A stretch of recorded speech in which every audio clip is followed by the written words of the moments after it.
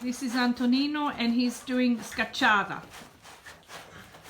E scacciata come è? Si mette l'olio? Allora noi ci mettiamo l'olio di sopra, sia di sotto e di sopra. Ok. Poi ci mettiamo acciughe, pomodoro, caciocavallo come... e poi gli mettiamo origano Bello. e un pizzico di sale. Beautiful. So he puts a little bit of olive oil on the bottom and the top, Yeah. a little bit of salt, pepper, oregano and anchovies, and you eat it. And that's what's called scacciata. Beautiful. It's a beautiful, simple peasant dish, Yeah. and it's very delicious to eat, especially with this kind of bread.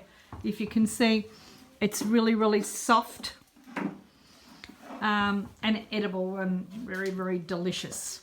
And Geordie's going to try this for the first time. And they put a bit of tomatoes in it as well, fresh tomato. Yum. So when we're about to have it, I'll do another video.